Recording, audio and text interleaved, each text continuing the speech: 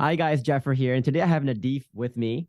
So Nadif, you joined the program August 2022, right? Yes, sir. Yeah. And this will be a very interesting one because one, we have a lot of interviews people who are in longer term relationships, right? Yeah. 10 years, 15 years with children, etc. But Nadif here, you've been together with your partner at that point for 3 years. So it's fairly new. The Yeah. main question we get often is like, does this work also for new relationships or newer relationships? And the answer is always yes. Like Mhm. people always ask me, like, does this work if it's like, okay, if it's new or not, does it change the fact that you need to create safety, admiration, alignment? You need to be bulletproof. You need to be untethered. You need to be having a high self-esteem. Mhm. Doesn't change anything, right? So we're gonna show you here how being irreplaceable in those assets would not change anything, whether you're in an early stage dating, whether you have kids, no kids, whatever culture you're in is a basic human thing.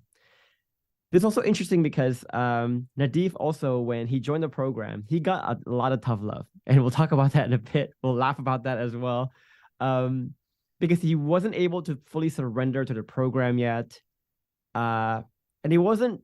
He was looking for tactics still. He was looking for like those quick fixes. So we'll talk about that in a bit.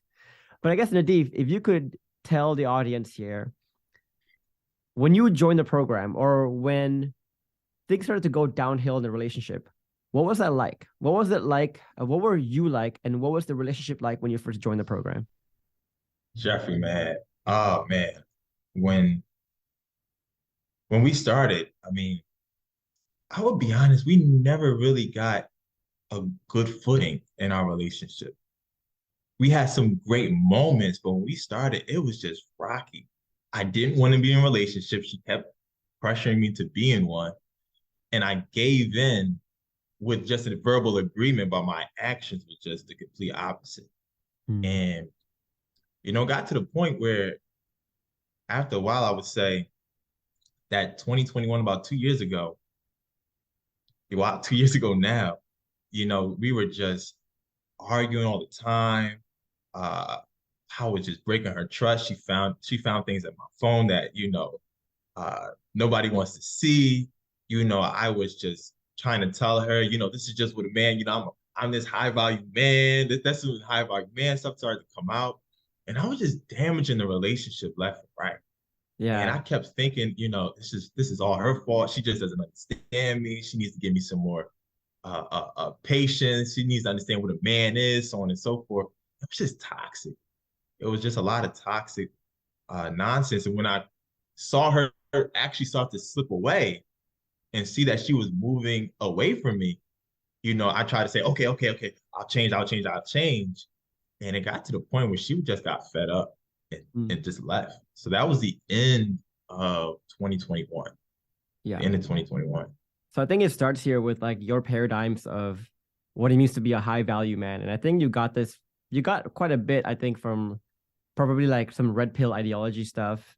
Um, Coach Corey Way and all these people, right? Who's like saying, here's the idea of what a high value man is. And then that started to lead you to do a lot of toxic things that made your partner very unhappy. Now, when she threatened to leave, that was when all that act dropped. Basically, you're like, oh shit, maybe I'm realizing here, maybe I'm not so high value. When you woke up, you start to get needy. When you got needy, that actually pushed away even further again. So it's like this cycle of like, you're either in one extreme of being extremely toxic, then the other extreme of being extremely needy. But no matter what extreme you go to, it's just not good. Can you be specific into like what were some of the things you did that was a bit cringy, you think? Like if you look back, what were some of the toxic things that you wish you could undo? Oh man, I was just sending her pictures. I'm sure other guys have done this too, sent her pictures of us in the past. Like, remember this time? Remember this vacation here? Remember we were just smiling. Let's get back to this. And uh calling her when she didn't want to talk. I remember calling her and she was so cold on the phone. I never knew she could be this cold. I just called her and just was like, hey, I'm just checking in on you. And she Hmm. said, I don't need you checking in on me. And I didn't know what to say. I didn't know how to act. This is way before the program. This is way before, you know, finding out about you. I was just stuck. And I'm like, man, this high value stuff, this doesn't work in these scenarios. And so I just became more and more needy. I wrote, I would say the most cringy thing I did. I wrote a letter to her family Uh, apologizing about my actions and wishing things were different. And she was so upset about that. And looking back, I think that was one of the most cringiest things I could have done. Was mm. wrote a letter to both her mother and her father apologizing. And so, yeah, I think those are just a few, but I would say that was the most cringiest one. Yeah. So I want that to be like the first thing we talk about later, that high value man thing and how you got to believe that and kind of the absurd arguments people have about it. But basically, you've been together for 3 years at that point. You said it started going downhill like a year and a half into the relationship, and major arguments started to like sprout.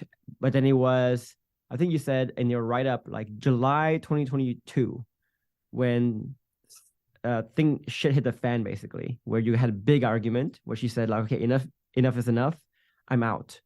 And that was when I think you transitioned from this high value man act to that needy person. Was that correct? That timeline? Mhm. Yep, yep. Well, let's walk it back a little bit further. I may have condensed a lot of that portion of 2022. You know, she left 2021 and got into a new relationship beginning 2022. And Mhm. I was devastated. I was absolutely devastated. I didn't expect it. Uh, she told me she's seeing someone new and she's not open to work things out or even give me the time of day. And I was crushed. And I think most men, most people in general go through that crushing period where it's like, oh man, this thing, it's really might be over. And so, that year, that's when I got cringy, needy, try to, okay, I understand you're in a relationship, but you should still consider me. I'm still here if you need me, stuff like that. And she did not need me. And you know what? That moment is when, like you talked about, that high value man, it really came into perspective. So I started seeking out therapy because that was the new thing. Therapy, therapy, therapy. I would love to talk a little bit more about that as we progress in this Mhm. conversation. I started seeking out therapy, guidance from, friends, family members, and nothing really clicked. And I'll put it like this, I was able to get her attention. I was able to get her attention, but I really did not know what I was doing. I didn't know how to replicate a real success. Mhm. And so during that, July is when we were able to reconnect in May, and then that cycle to spiraling out of control, all that negative entropy, all that entropy just started kicking in. In July, we had a blow up, and then that's when she blocked me on everything. I was Blocked, just right? done. Completely I was blocked. blocked. Yeah. Yeah, blocked. No contact. It was nothing. So So I want people to pause here for a bit and understand again that when I say we don't enroll people unless the situation is very dire, because people don't apply for the program and pay this high ticket program unless their situation is very dire. And yeah, so look at Nadif's situation here, right? This is a person, you're in a short term relationship, your partner's already found someone else. So there's really, with the reason I say short term relationship is that there's nothing keeping her to talk to nothing. you. There's nothing keeping her. There's no kids. There's no like ties there. But not only that, as the mistakes continue, he eventually got blocked. That's pretty dire. But fast forward to 2023. Let's talk about how are things like now? I mean, Man, yeah, go ahead. Go ahead. gee, I gotta tell you, man. I will say this is not G didn't pay me to say this or anything like that, but this is the best we've ever been. The best we've ever, the best we've ever been by far. She's talking about family. She's talking about having children. She's saying, when are we going to get married? All the good stuff you will want to hear. Now, oh my goodness, we're planning trips. We're going here. We're going there. And so our relationship has been so healthy, has been so inspirational to others. Uh, people have asked me, how are you all able to reconnect and sustain yourself? And now I feel like I'm able to replicate success now. Like I know what I'm doing and what I'm not doing, Mm. and I know how that affects my partner now. So yeah, like I said, we've been very, very good, better than good so far. Good. So I want to talk to you about your experience in the program a bit, because obviously, Okay. like, you went from ground zero to all the way up here, right? Mhm. In a very short amount of time too, in like literally 6 months. Because I see the amount of work you do, it's amazing, but it didn't start off that way. When you first joined the program, well, first of all, why did you choose this program over therapy, over other programs that you probably saw on YouTube, etc.? What made you decide on this? Well, like I said, I was doing therapy, and man, if I could show you my bookcase, I got a whole bunch of different books. Don't be a dig, Alpha Male Strategies, Corey Wayne. I bought his book. It was so many. I was just reading, trying to see, you know, what was going to make sense to me. And I was in therapy at the time, and to be honest, Geoffrey, I had to say it really would allow me to do was not contact her. But other than that, it just told me about, okay, the reason why you act like this is because your father didn't do this or your mother didn't do that. And I'm like, okay, I get that.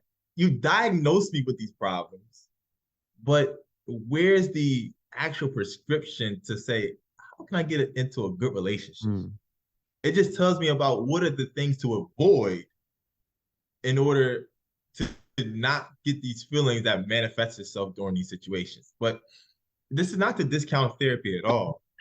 But what I was looking for was something that really spoke to what I felt was missing in this equation as far as relationships.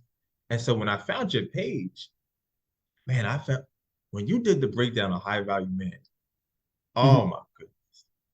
When you did a breakdown of high value man in the no contact rule, I legit watched your videos for at least 3 days straight. I didn't go to work. I just Really? watched your video. I just watched your videos. I'm serious. I watched it. I said, okay. At first, I said, man, what is this, this Asian guy talking about relations? I'm, I'm an African guy listening to it. And I'm like, you're going to get some of the traditional values that I may feel make sense in a relationship. Yeah. Yeah. And so when you made a key point. You said, uh, men are viewing what women want off of what women wanted. And when you said that, that really, really, really started to get the ball rolling, get the gears going in a different direction. Mm. Because I think that's so true. I look at my lady, she's in tech, she makes good money. She doesn't necessarily need me to pay her bills. She doesn't need me for a bank account. She doesn't need me to buy a house. She doesn't need me for those things that used to happen in the early 20th, 1918, so on and so forth. So a high value man that you talked about has to bring more to a relationship than just some dollars in his pocket. Yeah. So just to set the stage for this conversation, because I like this topic right now. Um, so just to contrast for people, again, going back to the question of like, what made you decide on this program versus anything else? And it's that this program really taught you, it seems, how to be that irreplaceable high value man in the modern definition of that word. And the reason why we say modern is, again, I think a lot of people have the wrong idea of what it means to be high value. So if you look at most red pill ideologies, a lot of them will say you need to work out, you need to get a lot of money, you need to provide in this like this macho way, right? But that's not what your partner is looking for, right? Those are what we call like the necessary but not sufficient value that you create. It's necessary that you need to be fit. It's necessary that you have to have money.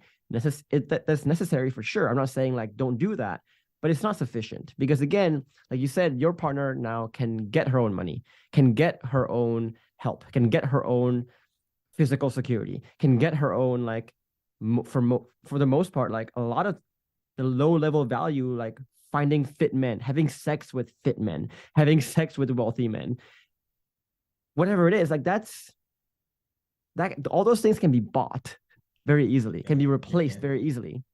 And if you're playing by that rules of, I want to only play by the rules of, like, I want to get fit, I want to get rich, guess what? Once you get fit and rich, you're still going to be competing with so many people. Like, there's nothing that differentiates you, really. There's so many people who are rich and fit, right? But the people who can give the high level values, like emotional safety, like admiration, like goal alignment, like if you look at Maslow's hierarchy of needs, it's the higher level needs. Very few men can give that. Very few men can give that emotional safety, that fulfillment, etc. And if you can give your partner that, and you become irreplaceable at that, you become an irreplaceable asset. That's true high value. Exactly. I mean, because I'm sure we go into that later in the conversation about the 5 pillars that you talk about, but just really, because the high value man thing is becoming, to me, it's poisoning the bloodstream of a relationship. That high value man thing. And I tell my friends now that piece, you can't flex a 6-pack in an argument with your woman. She's just gonna say, oh, you got a 6-pack. I'm just gonna stop complaining. That doesn't work. It doesn't work like that. And really, the money, I'm sure, you may agree, money, it doesn't matter if I'm a billionaire, it only gives me up to my waistline of attention from a woman. So guys with money will get the attention from one night because all of that, I would say, just goes up to a man's waistline, his genitalia. And then, but the other piece that you talk about in your program, to really make yourself intrinsically valuable without the money, if you don't have that intrinsic value that money cannot necessarily do for you automatically, then you'll never have a long-lasting relationship. And we're seeing that today with so many people who have money, men getting divorced, irreconcilable differences, all of those certain things, because they say they're unhappy, because you can't just throw a football and expect your wife to be, loving you for life in this day and time. The way I see it, Nadif, is like this, right? Like, women do not fall in love with the money or your fitness, whatever it is. Women fall in love with what money and your fitness, your success symbolizes. And what it symbolizes is this: like, if a woman sees a man who's like wealthy, who's successful, who looks great, presentable, it says this, like, the implication they make is that person must have enough masculine traits, healthy masculine traits, healthy traits, just healthy human being things that allows them to actually get the money, to actually get that success. Yeah. But that's a correlational thing, unfortunately. Often that implication is not correct, right? Often a lot of wealthy people, they do not have the right internal traits. Mm-hmm. So what happens is, like you said, yes, money is important to a certain extent, because if you are someone who cannot even get the money, then it means that you don't have enough masculinity to actually take care of your own shit so that you can actually make your partner feel safe, right? At the end of the day, the root is safety. But once you get a certain amount of money, and now your pursuit of money now becomes an obsession, an unhealthy obsession. That's where it turns women off, because now it's like your pursuit of money, your pursuit of success, your pursuit of these archetypes of what it means to be masculine is actually going to create an environment that is unsafe. The same way, like, if you're so obsessed about money and success and you're not able to give your partner like this emotional fulfillment, you're willing to risk your relationship to get that money, then you are by definition creating a very unsafe environment, which ruins the whole effect completely. So at the end of the day, the root is always safety, right? Why do you need to get money? Why do you need to be fit? Why do you need to change and be better and be different? It's not to get those things, but those things are a means to an end to create safety. That's it. So what we're saying here is like, instead of choosing to get money, choosing to be fit, and chasing all these like things that don't really matter, why don't we try to create safety directly? Instead of by trying to create safety by becoming rich. It's like, no, you're missing the point. Does that make sense to you? Yeah, absolutely. Absolutely. And I think this is why there's so many men from, the higher totem pole, the socioeconomic background that are in your program, is because they're noticing the same thing. You know, having all of that does not equate to having a healthy, safe, trustful relationship. Right. And that's something that I noticed. And I had to say to myself, you know, I can't go on this same path and expect the different results. That's just going to be insanity. So let me go and invest the time, the energy, and the resources that I have available to learn what Geoffrey had to give in order for me to really grow, to say, okay, now I know. Now I'm confident because I had the competency factor. And I love that you said that. How confidence comes from having that competency, or knowing that you have the skill set to be able to diagnose, assess, and repair whatever it is that you need to repair. But it kind of brings up a really good point too, of how a lot of men have this false sense of confidence, right? Because they see, so imagine like two scorecards. One scorecard is like the scorecard of money and power and success, basically the means to an end to getting safety, right? So one scorecard is that. The other scorecard is just like safety directly. Most men, they spend their whole lives trying to play this scorecard. They want to get more money, more success, more power, whatever it is. They want to get more fit, thinking that as they put effort here, the outcomes they get, the love they get is linear. It's linear to that. It's like, but what they don't understand is that's not the final scorecard. Again, the final scorecard is this. So people feel like, a lot of men feel like they work so hard at the scorecard, but when they don't see the outcomes are coming their way, their partner is like loving them more. Like, how come you don't love me? Like, I make so much for us. I provide so much for us. I've done so much for us. And their partner doesn't appreciate that. They get pissed off at their partner, but they don't realize that they've been playing in the wrong scorecard the whole time, right? So if you put all your energy to the wrong scorecard, it doesn't matter how much time or energy you put into it. You're playing the wrong game. You're absolutely right. I mean, thinking back to me and my lady's relationship, when we were spiraling out of control, it didn't matter if I won $1 billion. It would not allow her to feel safe enough to entertain a long-term relationship. It may have got her attention for maybe a week, but the amount of money I could have made, all the money in the world, it would have not have gotten her and me back into a healthy relationship. And and when my partner and I met, I already sold like my first kind of like tiny little startup at that point in time, and I had money. She didn't give a shit, right?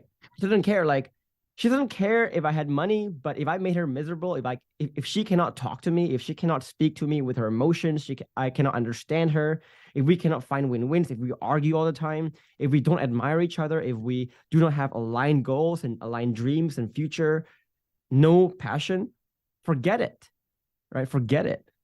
She's not going to take any of that. Who cares? She would rather be poor and have those things than rich and not have those things, to be honest. And that's what she told me. And I think we're seeing that in our societies now more and more, that a lot of women are choosing to exclude themselves from relationships with men that aren't able to provide that other piece of what you talked about, that other square, the other zone. The men who aren't able to step up into that zone are going to find themselves without long-lasting love. And we can, as men, we can say all the time, we're men, we're gonna be all right, we could be fine alone. No human is designed to be alone. Yeah. That's just not we're not designed for that. And I love that. I love that example that you gave, because again, like when you play the wrong scorecard, a lot of men base their confidence and their value on the wrong scorecard. So they see like the scorecard of money and power and success is fucking full. It's great. And they say like, whoa, I'm so awesome. They walk around the world thinking like, I'm so high value. But they don't realize like nobody gives a crap about that scorecard that you just built. Nobody gives a crap about how confident you feel about that, you know? People care about this other side, which you haven't touched in a long time. Mm-hmm. And so that's why you get a lot of men who say overconfident things and overly macho things like, you know what, if my partner doesn't want this, then who gives a shit then? That's a man who's in denial of the fact that he has been playing the wrong scorecard his whole life. Exactly.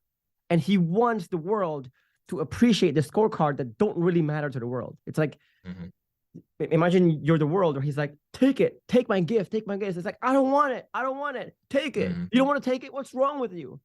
It's like, no, what's wrong with you? Why do you want to force someone to take something they don't want? You know? Exactly. I've seen that so many times, and which is why, like I said, I joined the program, because I thought to myself, this high value man, I'm my preference is a woman, and so I want to do what I can in a healthy manner to get the type of healthy relationship with a woman.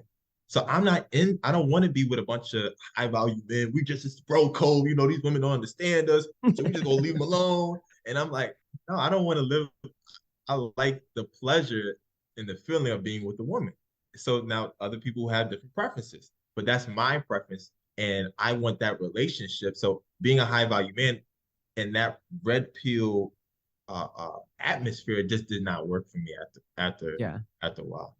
But I think you brought up a good point too of like, this bro code people, they do get women, right? They do get to sleep with women and have sex with women, etc. They do on the surface look very successful with women, but it's also not my definition of what success is, right? Exactly. My relationship with the woman is, because like I did a stint when I was younger where I dated like 3-4 people at the same time. When I was seeing Samantha for the first time, I was dating 4 people, four girls, and she was dating 5 people at that point in time. So we had our stint of like dating a lot of people, and it gets old after a while, because it's, even when you have sex, right? The sex is just very physical. It's very surface level.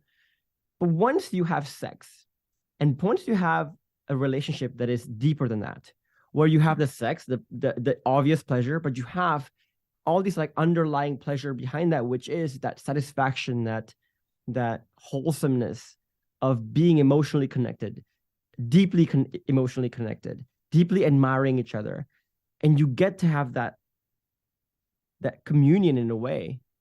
That's a pleasure and a satisfaction that I think no human has ever experienced, unless you have really built strong safety, strong admiration, etc. And once you get a taste of that, then all these like swinging and getting all these women, they don't make sense anymore.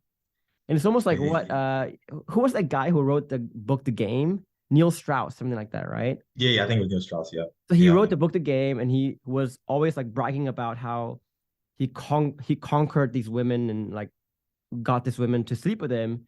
But then I think a decade later, he came up with a new book that says like, no, I actually am not that kind of guy anymore. I'm not a pickup artist anymore. I'm actually in a long-term committed relationship. Because again, like once you experience that depth, it's more than sex. It's more than just getting women. It's keeping them. It's like creating a deep relationship that matters, And hey, Geoffrey, I think you broke up. Oh, your screen is frozen here. Hey, you're back. You're back. Yeah, you froze and then just kicked me out. Oh, yeah, you just froze too on my screen. So I'm like, okay. But anyway, so we were, sorry for the intermission there, but we were talking about how, once you experience that deeper connection, communion, you realize that all that sex and getting women stuff, they don't mean anything anymore. You want something deeper than that. And I think that's what you're talking about. It's like, I want that. I want to have that kind of relationship with a woman.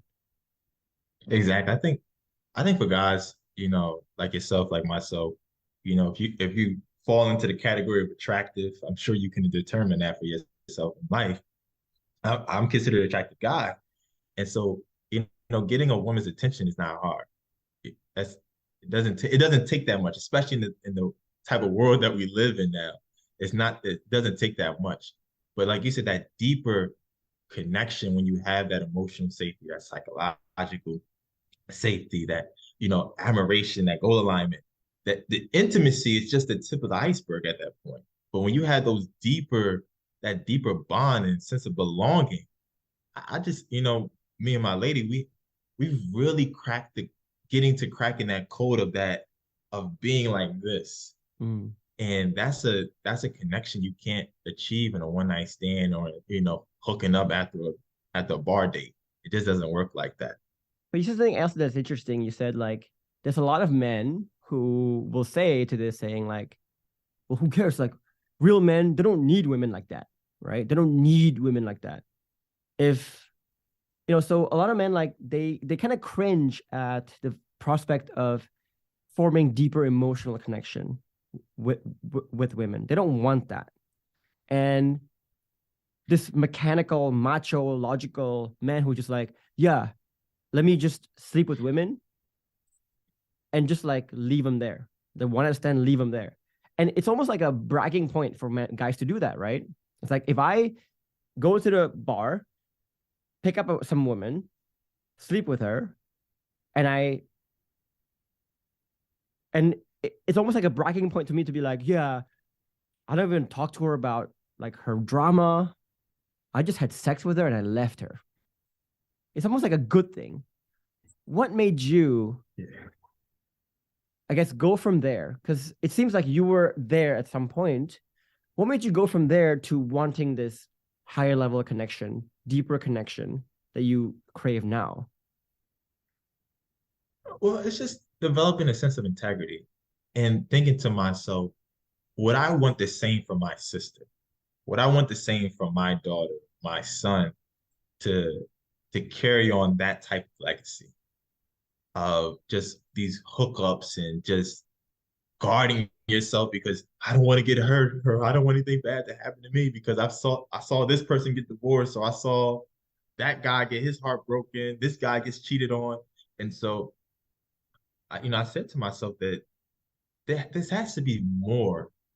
There has to be more to life than just these physical attractions. Mm. And I would say my lady helped to bring more of that out of me. Even with her giving me the slap in the face that she did, I'm sure Samantha did the same to you. It was a wake-up call Mm-hmm.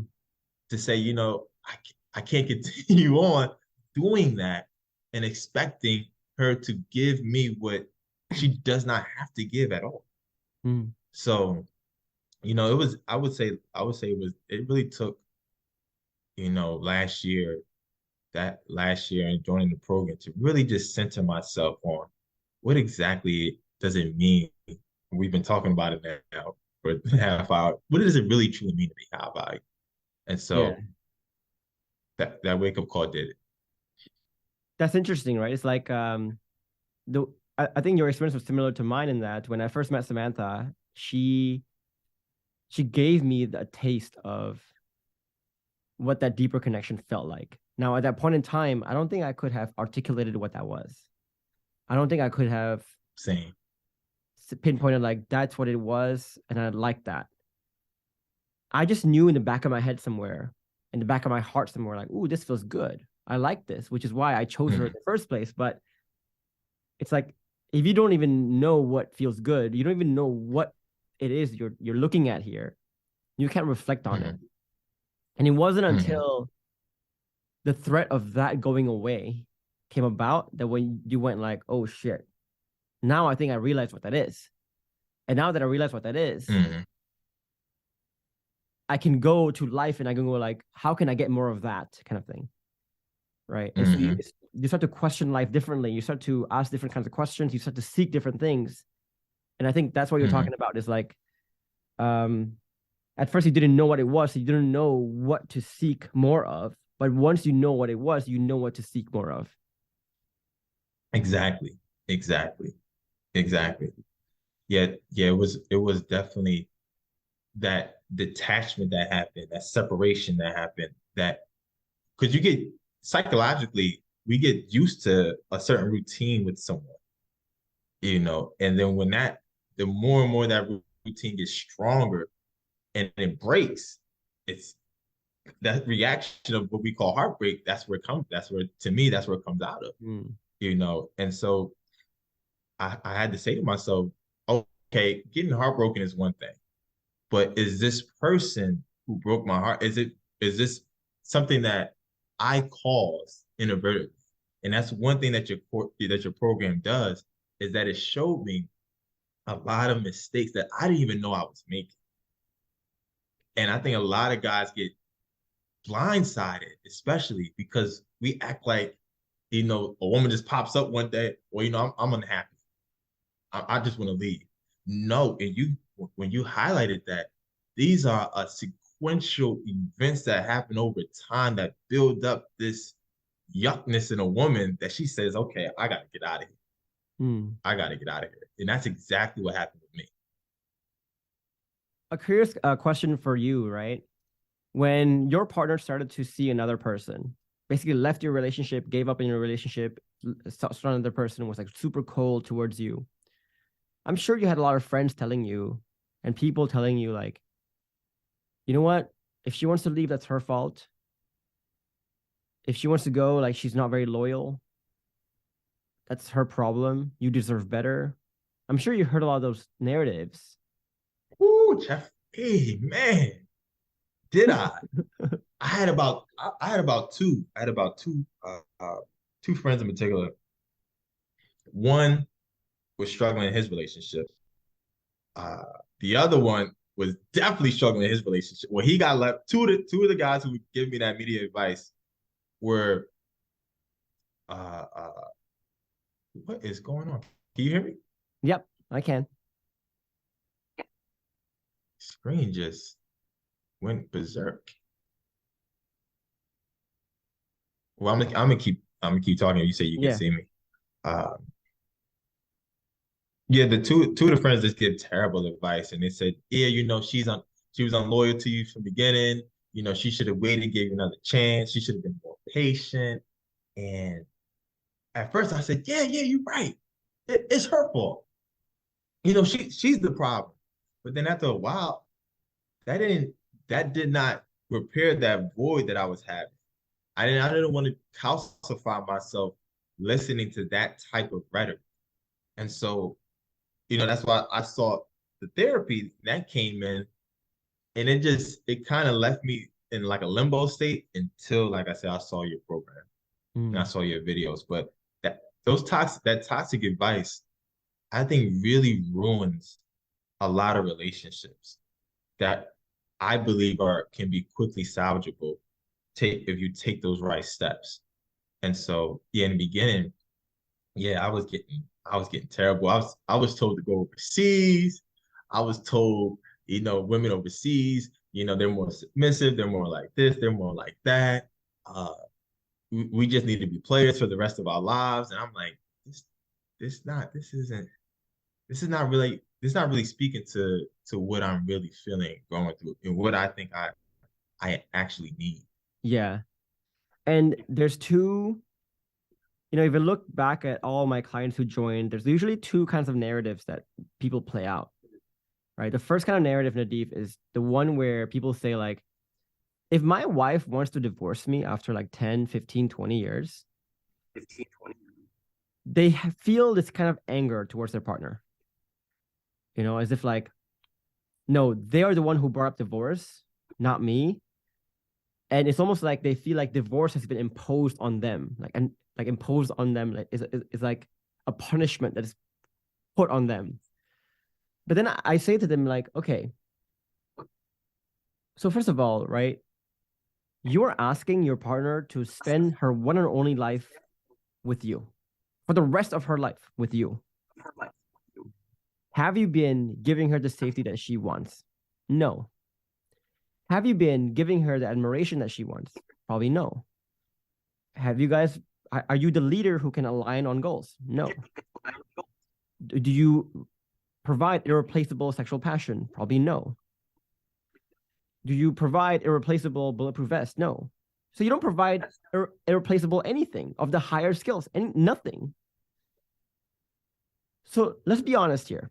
Yes, your partner was the one who said the words, I want a divorce. But by you being lazy, by you playing victim, by you blaming her character and creating this bad environment in the relationship that made her want to leave in the first place, you have chosen divorce a long time ago yourself. Yes, she might have said the words divorce, but you, as a man, if you cannot create those irreplaceable values, you have chosen divorce a long time ago. Same thing here, like when your partner decided to like leave you and see someone else, you could see that as like a punishment to you to go like, oh, how dare she do this to me?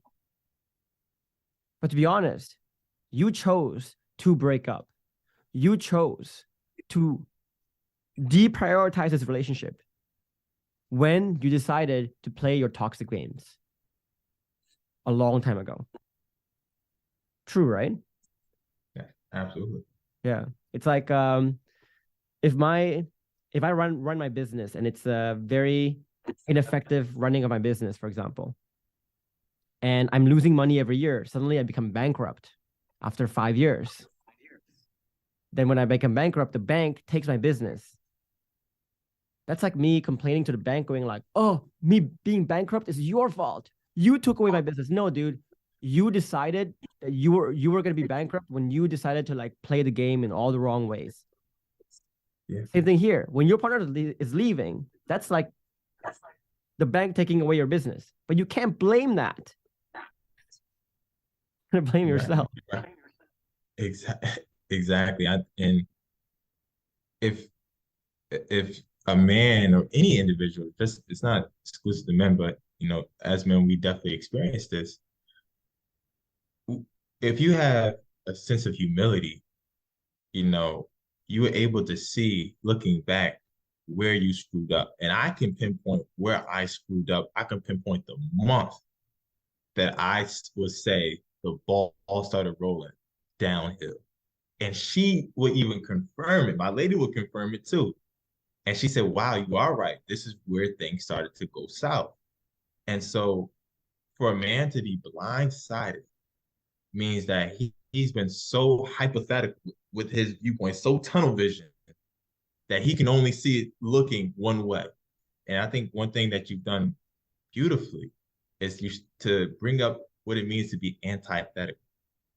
And being antithetical allowed me to rewind my entire relationship and pinpoint and extract that moment where the relationship started to spiral downhill. And if we all can do that, we'll be able to find that moment within, whether it be 10 years ago, 15 years ago, 5 months ago, you can see where you played a hand in the deterioration of your relationship. Yeah. Yeah. So you're saying too how a lot of the other programs or like therapy that you did, they were great at diagnosing you, but not really great at treating you. So they're great at like figuring like, okay, they probably told you, okay, you were suffering because you don't know how to communicate well or whatever it is, but then they don't tell you like, okay, what do I do about it? What do I do about my communication then? How do I fix it? They don't give you a solid path to it. They might just tell you communicate better. They might give you some tips here and there, like you got to create some boundaries, but nothing that is consolidated. That is like all the puzzle pieces together. Here's how the system works. Was that kind of what you're referring to as well? Yeah, Geoffrey, it was more so, hey, take this journal, go sit by the river, by the park, and go journal about your feelings and how you're feeling today. And which is fine. I think there's merit to that. But when we're talking about a relationship, therapy, from what I've experienced, I'm not saying all therapy is like this. Like you said, it didn't give me the treatment. Okay, what is the process? What's the framework? What's the sort of attitude that I need to approach dealing or repairing a relationship or sustaining a relationship. And Mm. therapy for me, like I said, it was just a lot of journaling. It was a lot of, okay, here are your triggers. So when you go out and talk to people, you kind of like let them know, hey, these are your triggers. So work around these triggers in order to not trigger me, if that makes sense. And that just didn't resonate. It didn't resonate at all. So It didn't when you resonate. joined So my program, and you saw the curriculum for the first time, you saw the videos, you saw the community, what was your initial impression of it? Was it like a culture shock? Like what was, yeah. I did not expect the level of material. And I still go back and check daily the level of material that your program offers. I was blown away. To me, first, I'm gonna be honest, I was upset.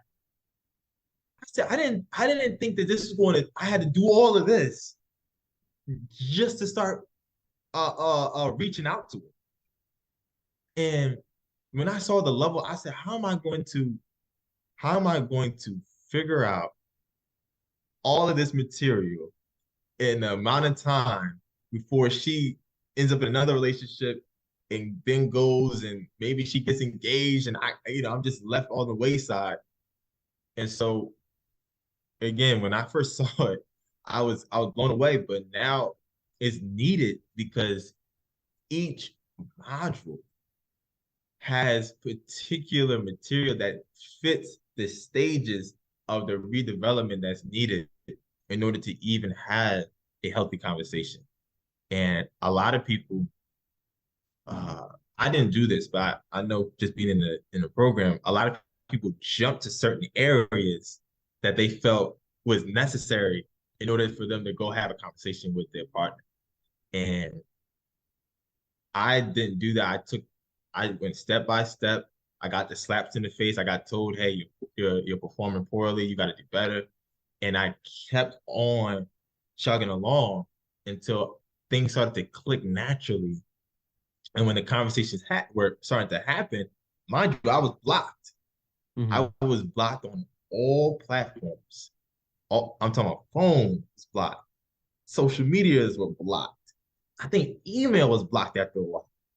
And so that's something that a lot of guys get caught up in is being in that no contact phase. When they don't have any communication, what do they do? And your program eloquently steers or provides a method for that. That's not what people may think by watching all these other YouTube videos of these red pill content. Right. Because what people need to understand here is like you cannot fake being high value.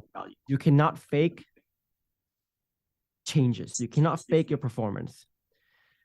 Nadif, if you don't mind muting your mic for a while, because I'm hearing a bit of feedback here. Period of feedback. Yeah. I'll tell you what, Jeff. I can't even see you. Like my screen is just fuzzy. I just been talking to trying to keep up. Yeah. Hold on, let me see. Yeah, my computer just went haywire. No worries. It's probably getting a bit hot. Yeah, I think that's what it is. So what were we on before? We were talking about no contact, and yeah. Yeah, that's where we were on. No Yeah. contact. So what people need to understand is like you cannot fake your changes, right? You cannot fake being high value. You cannot fake that you're better. And the problem with a lot of why people's partners want to leave is not because of the problems. So the problem is like a lot of men, when their partner tells them, I'm unhappy, they would say, well, here's all the reasons why you shouldn't be unhappy. Here's all the reasons that I've changed. They try to talk to them and tell them about like how they'll be better and they'll do better. But then they don't commit to that. They don't deliver on that promise. And when your partner tells you she wants to divorce, she wants to leave the relationship, that's an indicator to you that that cycle has probably happened so many times where you get some feedback, you tell them, hey, I'm going to do it. So you just say it. You can talk the talk, but not walk the walk. and you don't deliver, and she gets burned. She gets disappointed. Then she trusts you again. She brings it up to you. She hears your promises. She trusts you again, and then she gets burned again. And if that happens many times, that's when your partner will go like, you know what? I don't believe in this guy's potential anymore. I don't believe in this guy's words anymore. I don't believe this guy can actually do it, can actually change, can actually be better. I lost hope. That's when they decide to leave. And so here, like, when your partner tells you, I want a divorce, I want to leave the relationship, and you're still trying to come up with like words and promises and things to do, you are missing the goddamn plot completely. You're missing the fact that like this pattern right here is why she wants to get the F out of here in the first place, because you're all talk, no play, right? Yeah. Man, I mean, I felt for that. I was trying to use so many words. I'm telling, we had a disagreement. This is last year. This is last year. She went out to New York. She went out to New York and pretty much went on another date. And she didn't want to tell me. She didn't even want to tell me because she knew if she did tell me, we weren't together at the time. This is where we were just, I was in my trying to win her back phases, for lack of a better word.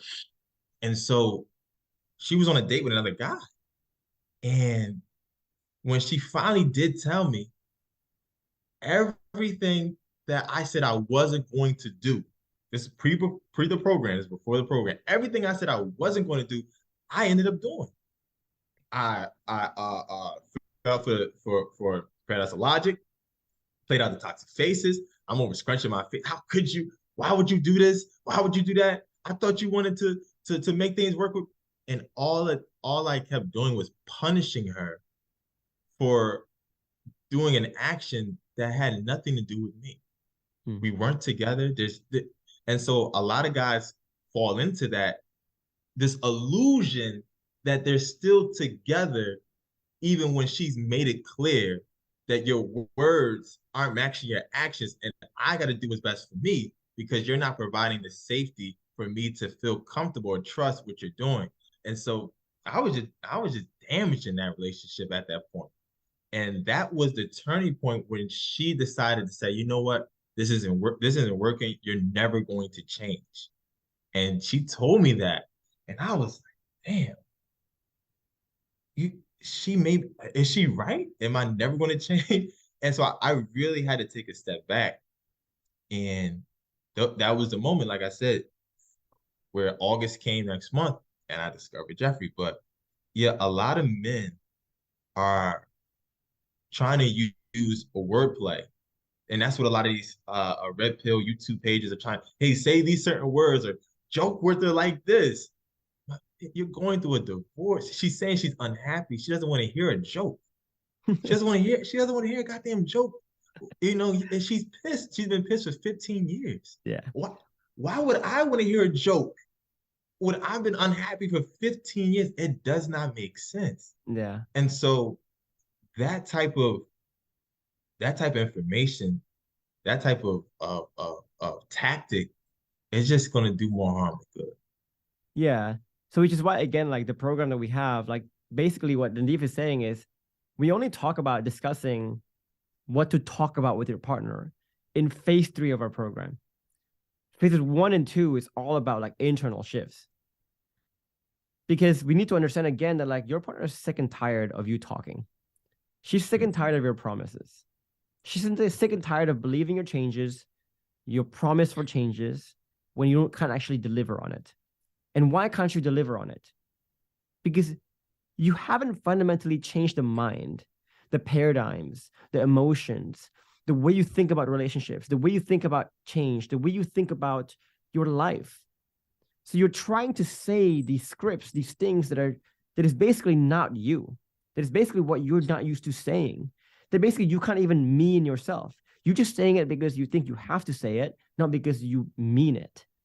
Exactly. And that's a big problem. And so if people skip that, and if you're looking for this program thinking like you're going to get some quick fix, forget it. Look for something else. Look for your quick fix first.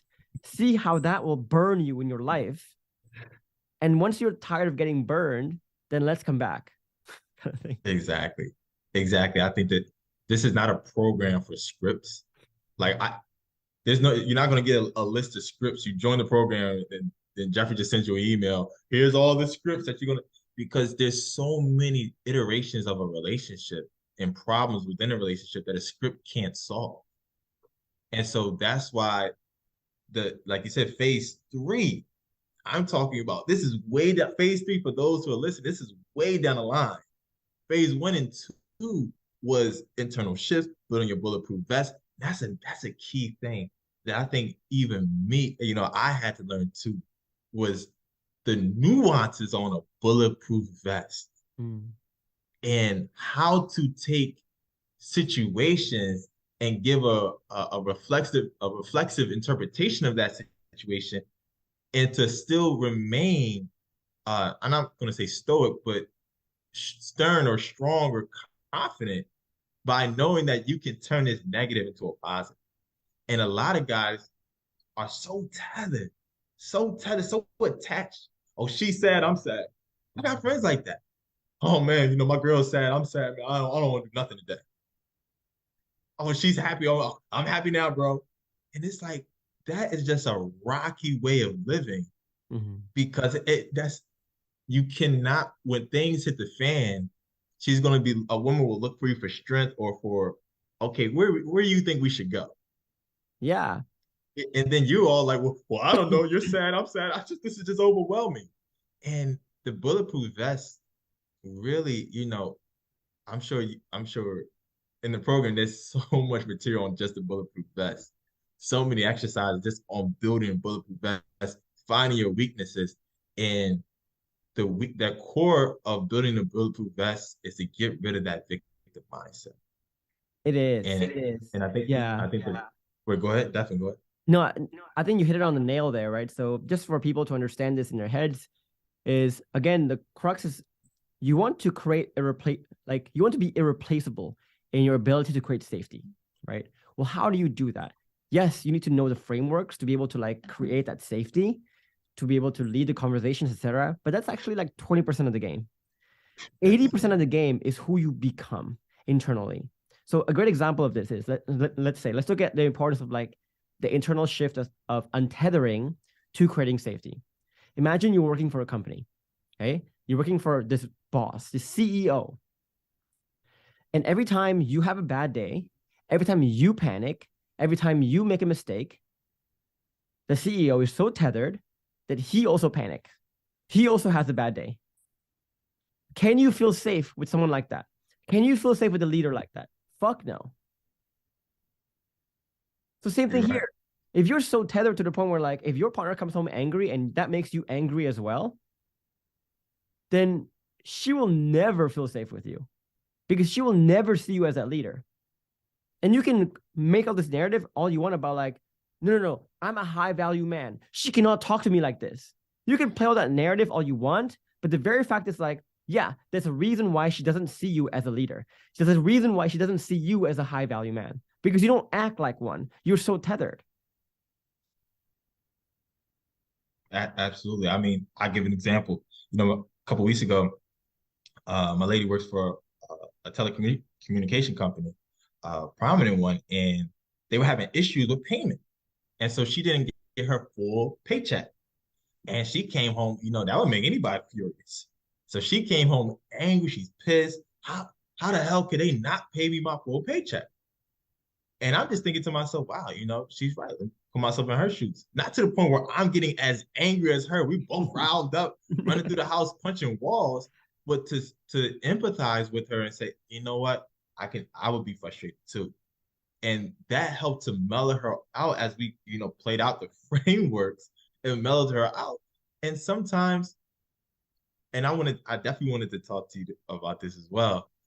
Sometimes you don't even have to come up with a solution to the point where you're discussing it. Sometimes the solution can just be just that understanding piece, that she feels deeply understood, and then that's it.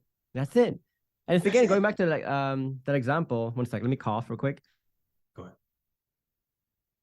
That example of the internal shifts again. So yeah, so we see here one example of how being untethered helps you to create safety in a very indirect way. but also being bulletproof too. Imagine again, you are in this work setting and you tell your boss some bad news, the mistake that you made, and he goes fucking crazy, right? It's like, how can you do this? Yeah. Would that actually make you avoid making the mistakes in the future? Most likely not. You probably still make mistakes again. What will happen now? When the next time you make a mistake, you're not going to tell this guy. And as a leader, that's a big disadvantage because, like, as a leader, you want to know what the fuck is happening with everything around me. But if your employees are too scared to tell you the real truths, you're in trouble as a leader, right? Same thing here. Like, why do people get so blindsided by their partner wanting a divorce? Why are they so clueless? Because you've destroyed safety so much with your lack of bulletproof vest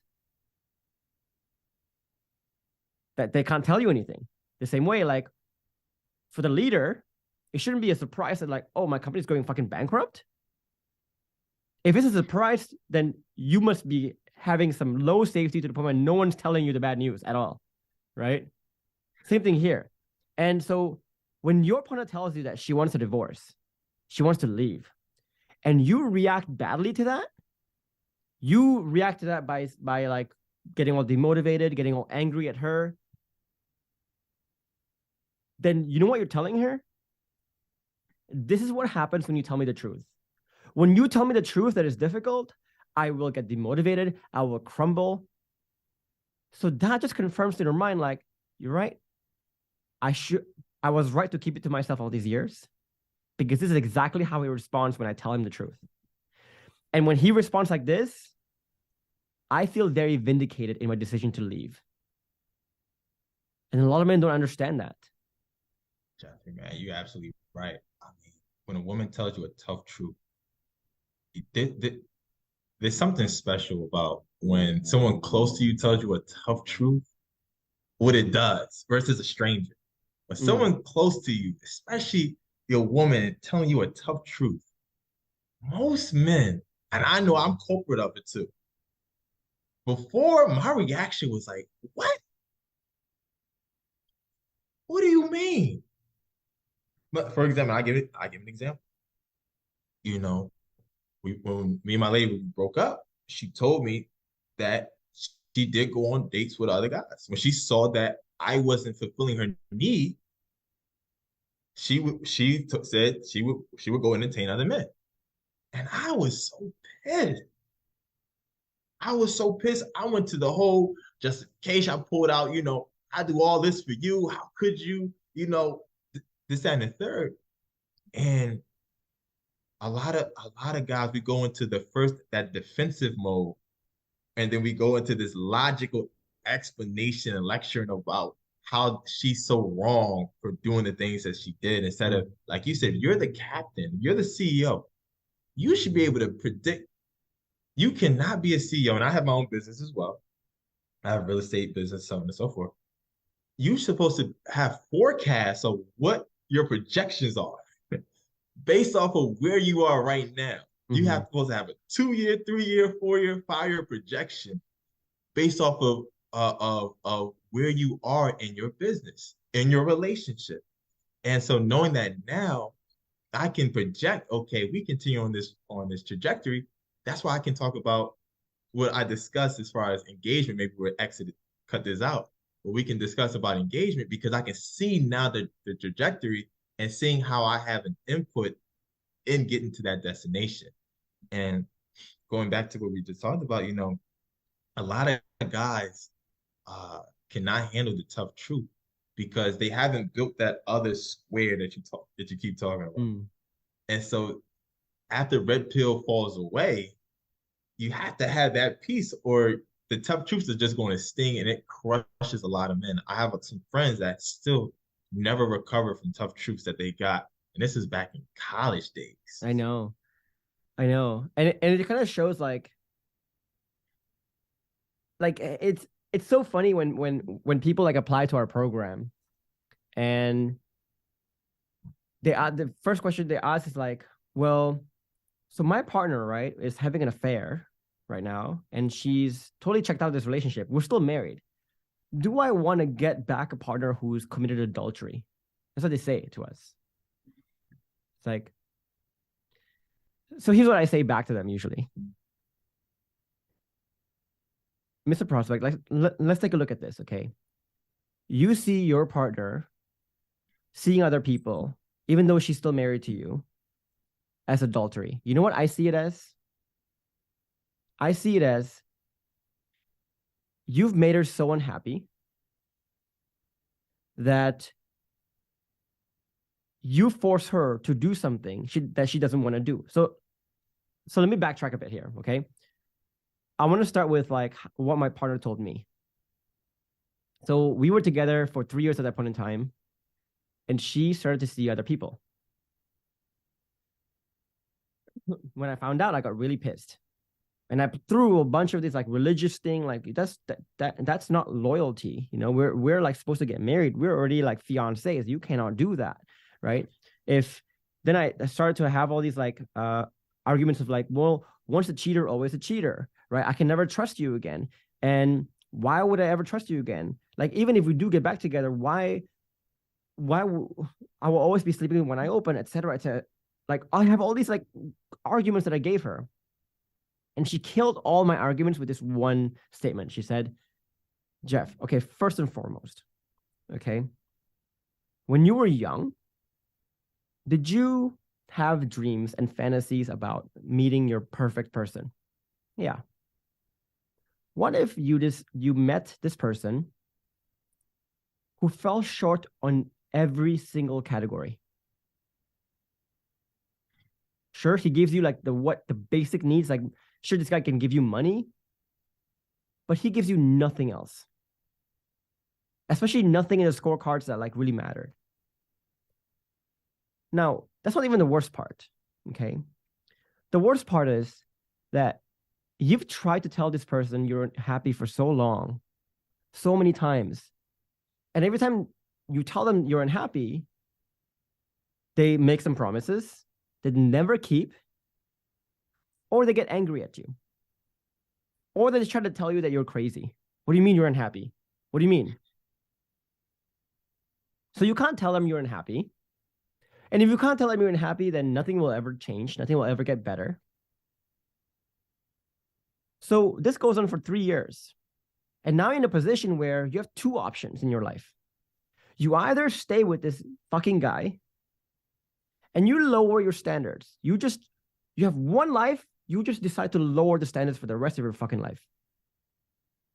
That's option one. Then option one, Jeff, sucks for me. It sucks for me. Option two is I leave this guy and I get painted a villain by your family. I get painted an adulterer.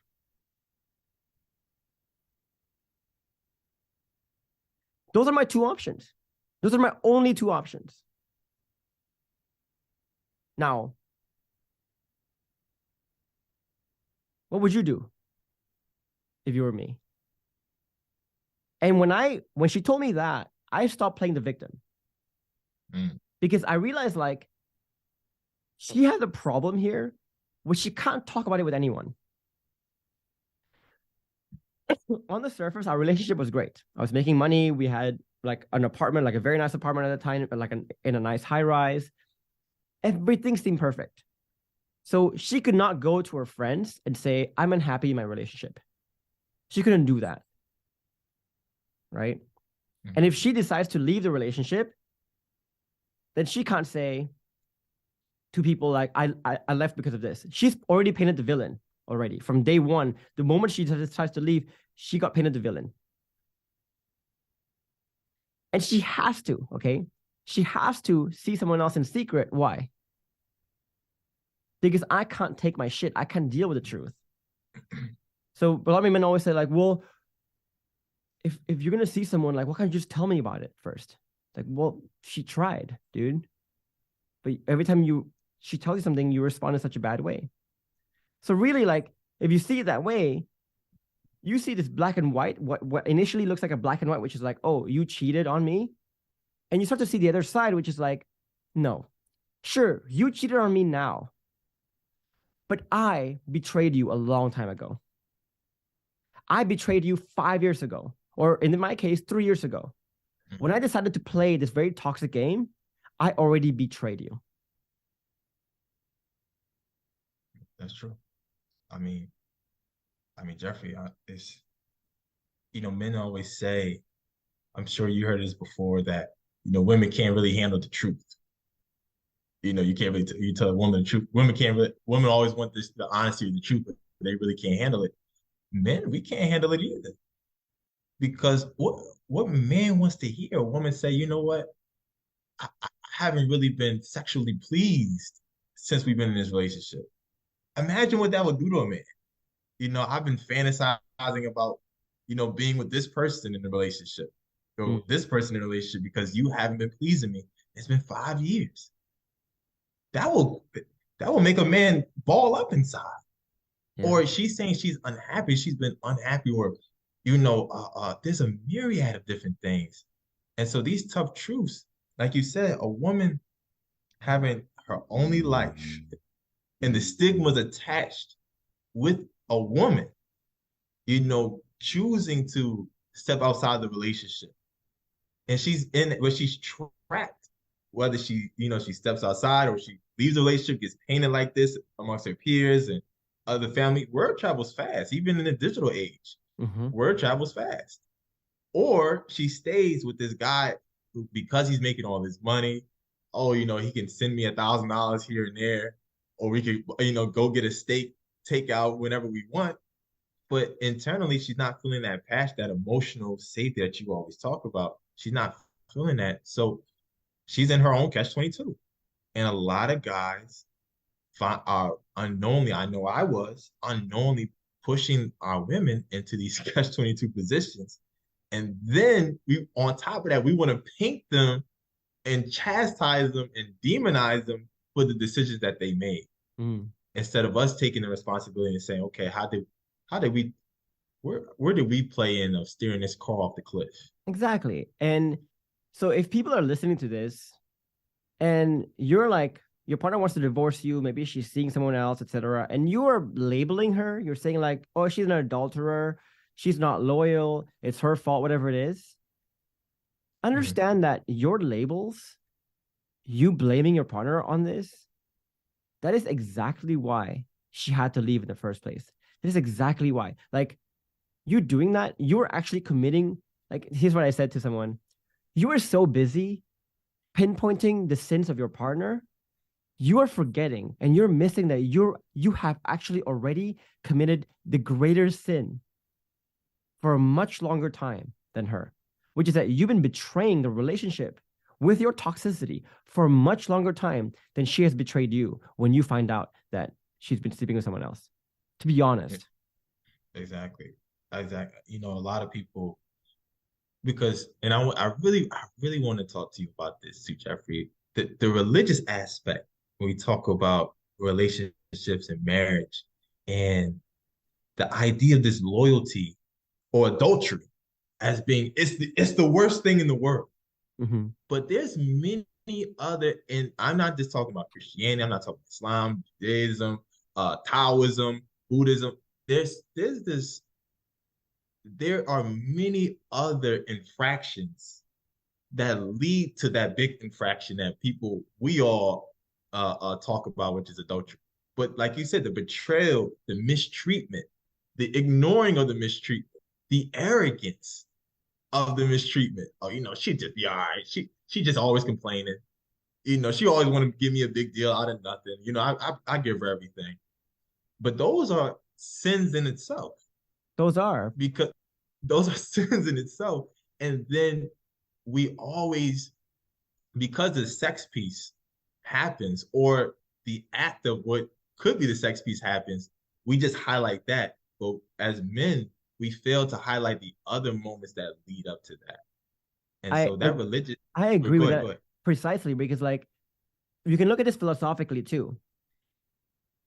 If, let's say, you're saying, right? So we're saying here, if your partner commits adultery, sleep with someone else, then you must have destroyed that relationship in so many ways, which are, like you said, in itself, greater sins in itself. Like, because didn't the Bible also say, like, man, you're supposed to take care of your wife? Right? You're supposed to treat others as you want others to treat you, for example. I mean, you have all these all these like principles too from the Bible, right? That you're forgetting when you're picking apart like the one that she's committing. So again, you must have destroyed that culture so much for her to do that, for her to risk being villainized forever, for her to just go through all that. Like nobody in the right mind will go like, I want to commit adultery, just whatever, right? No, right? It's actually a tough decision for a lot of people. Now, if you are denying that, if you're saying like, no, I don't have any faults. She did this because she is an adulterer. There's something wrong with her. She's wrong for doing this. Then you're basically insinuating here that your partner is so messed up in the head that she will commit adultery without being prompted. If that's really what you think about your partner, is there any wonder why she never felt safe with you? If you think so lowly about your partner like that, is there any wonder she had no safety, why she wants to get the fuck out of there in the first place? Exactly. If people don't see that irony of their thinking, that circular thinking, they don't understand that, right? And again, it's almost like that example of like the bank again. Imagine you ran your company in such a bad way, and the bank finally takes away your business. And you point to the bank and go like, you were a fucking thief, bank. There's something wrong with you. The commandment says you cannot be stealing. Stealing is a bad thing. It's like, what are you talking about, dude? Like, you ran the company to the ground yourself. Exactly. Right? Exactly. This you brought up a key point. You know, I don't know too many. Majority of people are not getting to relationships that say, I just can't wait to go commit adultery. I just can't wait to cheat. Yeah. As soon as they get in a relationship, nobody's thinking like that. And so like you said, the irony of, and this, what we do is a self-inducing, and it's a lot in that red pill space, is that people attach themselves to a negative event. So a guy will talk about, well, I got divorced, my wife cheated on me. And then other people will get into the comment section and say, yeah, she's so horrible, she's so this is why you can't trust women, and women are this and women are that. And it creates this environment where the man's not wrong. The man is just what's the word? Where he's innocent of any crimes, any infractions, because the women, it's just all her fault. And when we do that, you know, I would say 80%, 70-80% of relationships are very salvageable. I would say that. I would say 70-80%. I'm sure as you be the mastermind, you would agree. 70-80% of these relationships are very, very salvageable. But it takes that and that's why you spend so much time honing in on the internal shifts, because we got to breed out of that victim mindset and those paradigms that you talk about that reinforce this negative thinking, which will never allow us to properly reconnect with our partners. And that's why I think it's so crucial about your program, because it highlights those moments. Yeah. And for people who are like doubting what we're saying here, okay, we take on, like, you see thousands of cases in the program of people like who their partner have had an affair, their partner is set on divorce, moving to another state, whatever it is, like they're out. When you become irreplaceable, like when I say irreplaceable, okay, I don't mean like better than who you were before. I mean the level of safety you can give, level of admiration, the level of goal alignment, sexual passion, your frameworks, your bulletproof vest, your untetheredness, your self-esteem, your antithetic thinking, your compassion, your emotional literacy, all these internal skills plus external stuff, all of them are so beyond what any man can give. Not even close. Other men can't even come close to you. When you get there, you watch just how much your partner's behavior changes towards you. You watch just how loyal she will become towards you. You watch just all these toxic things that you are worried about. You watch all those things dissipate. The same way, Absolutely. like once you run your company in a proper way, you watch how all these banks will now suddenly fucking love you. That's true. That's true. Your credit limits increases, access to lounges when you travel. These perks come with it. These perks come with having proper relationships, proper banking relationships. But we're talking, as you're talking about personal relationships, yeah, having me and my lady, like I said, the way she talks about me now to her families, to her friends, almost to the point say, wow, is she talking about me? Is she talking about me? But then at the point, it's like, yeah, she is talking about me. Mhm. And I'm doing the damn thing. Not because I'm arrogant and I don't know what I'm doing, because I can diagnose, I can correct, I can see, okay, hey, Nadif, you're falling for that also. Watch out for that, and make a pivot right in the moment where she can't even recognize.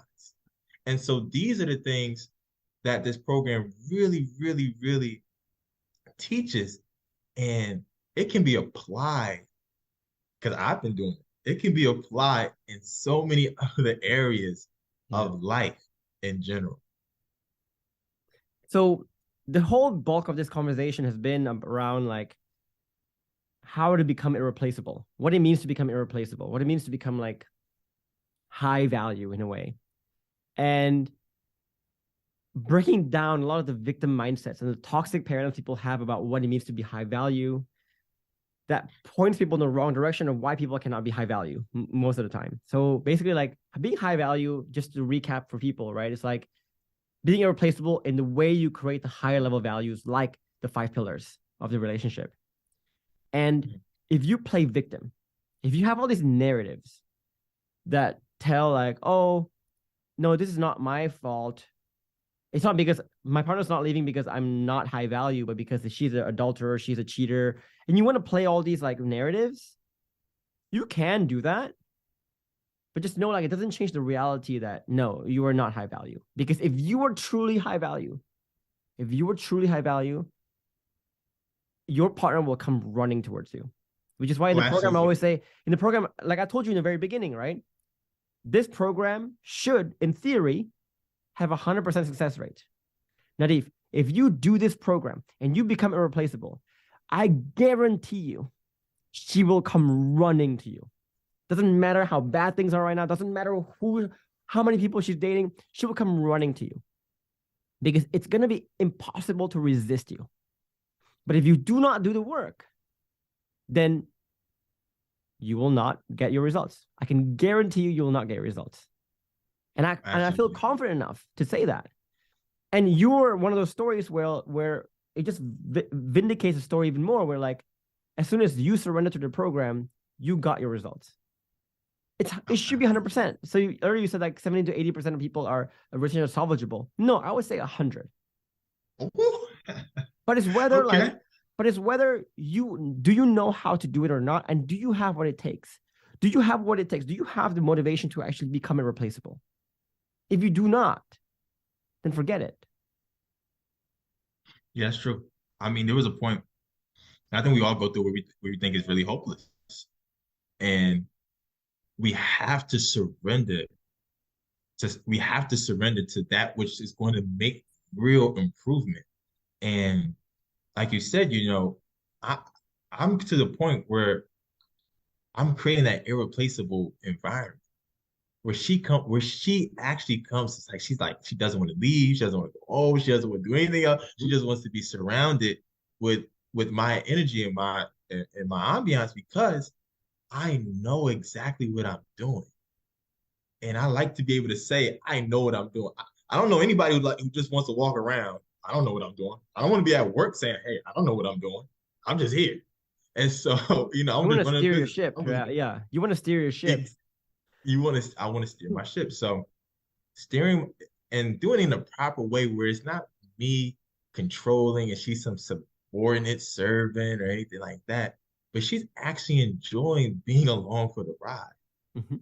And that's something that a lot of men feel like they have to now, with this thing about feminism and modern dating and modern relationships and modern marriages now, that men, we got to take back control. We got to get back, and we're not going into that era anymore. Mhm. We're not going into that era. There's AI is coming. There's going to be so many other I think, loopholes that are going yeah, to redefine relationships as we progress as a human species. And so that aspect that we're going to go to the hunter and gatherer stage, I'm just going pick up a woman, throw her over my shoulder, and she's just going to be satisfied for the rest of her life. It's just that's not there no more. it's true. It's almost like people always try to go back to like the olden days. It's like, remember when men used to be men and women used to do this and women used to like cook for the men and do all these things for the man, etc. It's like, well, first of all, right? Who are you to say that relationships back then were actually better? No. I can tell you that, if I look at previous generations of marriages and relationships, nobody was happy. Nobody was happy. I can tell you that. Yeah, they were married as a label, but nobody was happy. And second of all, we are, like you said, like we are not at 1700s anymore. We are now in 2022. And we got to adapt to the 2022. And like we said, like I think relationships are going to change to the point where, name me one man, okay? One man who falls into like the red pill ideologies. That he could be wealthy, he could be successful, fit, but he falls for that red pill stuff. Name me one person in who you ever know in your life who can develop a deep relationship with a woman with that philosophy. A deep relationship. I bet you can't. I fucking bet you can't. Right? You can't. Andrew Tate can't do it. Can't do it. He can't do it. So I think as we evolve, as society evolves, the next level of society will, if you are a man who can create that safety, who can create the high level values, you are in a massive fucking advantage. Massive freaking advantage. Because more men are being polarized. You're either being polarized to the toxic masculine direction or the healthy masculine direction. It's increasingly much more difficult now for women to actually find great men. Oh, I wanted to talk. You. That's exactly right. You're hitting it right on the nose. Exactly. Go ahead. My bad. No, go ahead. Yeah. But like, because I see so many of my friends who are in dating space, whether they're like early 20s, mid 20s, late 20s, early 30s, whatever. They're like, all these men are fucking idiots. Like they don't know how to create like a connection with people. All they know is like they flex their money, they flex their muscles, they flex about how awesome they are. They take you on a yacht, they take you on doing all these things, they show off all these nice cars, and they think I'm gonna just like spread my legs open and just like call it a day. Fuck that. no, Jeffrey, you're right. You're absolutely right. There's so many, and this is why I say this program is so revolutionary, is because it allows you to really separate yourself from that category. Because, like you said, there's a stigma that is saying that there's not a lot of good men left. That's what women are saying. And I wouldn't listen to the woman. What are the women saying? They're saying that there's not a lot of good men left. And so what are the men doing in response to that? They're doubling down on the red pill nonsense. And all that does, it keeps that cycle going of having women respond and say there's not good men left. And so what your program does is that it pulls you out of that hamster wheel and says, here's a new lane that you can go down.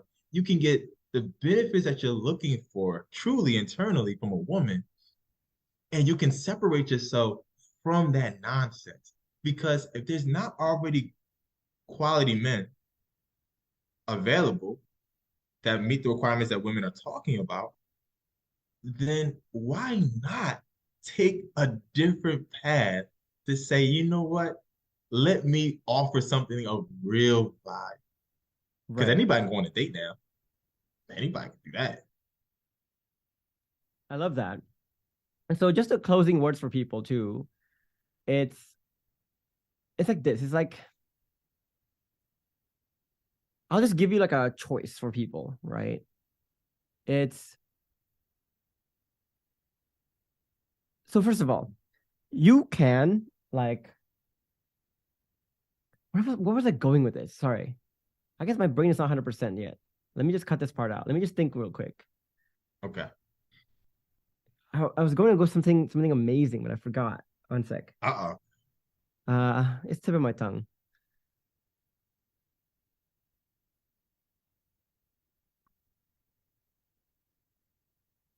You were talking about not enough quality men. Hmm. We were talking about women saying that all Oh guys yeah. can do is just okay. Oh, yeah. Here's one more thing I want to say is like you can't really escape this work too, right? So you could, for example, learn some tactics and you tell yourself how high value you are, how like valuable you are, etc. And you could tell your partner that, right? But the very fact is if you're not high value, you're always going to be sleeping with one eye open no matter what happens. So let's say, okay, you blame this on your partner completely and you don't take responsibility at all. And so you think you're high value, but you're actually not. So let's say you use that to go to a new relationship. You say like, fuck my partner. I'm going to find someone new, someone who actually appreciates me, etc. When you go to that relationship, would you be able to be secure? Can you be 100% secure in a relationship and go like, I know I'm driving this relationship. I know what I'm doing. I know what I'm saying. I know I'm creating safety. I know I'm giving the high level of value here. There's no way that person will ever do something to me. No. You know what? You're going to be so fucking paranoid in a new relationship even. Now, let's say you use that to get your partner to come back. Do you think you'll stop sleeping with one eye open? No. You'll still be paranoid. But let's say you become irreplaceable. You actually create more safety than anything else, any person in the world. First of all, your partner will come running back to you. But even if you decide to like choose a new relationship, doesn't matter. You personally will feel like you're driving the ship, like you said. That fuels your confidence. But also, as you drive the ship in a proper way, you will see other people gravitating towards you, which confirms your confidence of everything. And this just becomes a really vicious cycle, a really nice cycle, a really positive cycle of like for me in my relationship, for example, I don't care if my partner goes to Vegas. I don't care if she talks to other people, other men. You know what? She comes home and she says, all fucking men, they're kindergartners compared to what we have. There's no way. There's no freaking way I would give up anything that we have. And there's no way. I'll be so fucking dumb. And I never have a sleepless night. I never worry about anything about the relationship. I know my forecast for the next 5 years, 10 years, 15 years, like you said, you know? But that can only happen if you do not escape the work of actually becoming irreplaceable. And you can only stop escaping the work if you stop playing victim. If you take ownership and say like, no, I want to build myself kind of thing. You're absolutely right. I mean, what pops in my mind is that we have relationships go through these audits. Like the IRS. The IRS, if you got a business, you don't got a business, IRS is going to audit somebody. And women are going to audit. So if you jump out of a relationship because okay, it was just all her fault. She was just toxic, she was crazy, she was stonewalling, she just didn't understand me, da da da da. And you start a new one. You can't escape the audit. when they audit, a woman's going to audit and she's going to think of all the different areas within her life and they put a grade to see if she's feeling satisfied. Mm-hmm. And if you're failing again, you're going to fail the audit, get penalized, or you're going to have to pay a fee, whatever the case is, and you're going to go back to that same victim mindset. Well, it was their fault.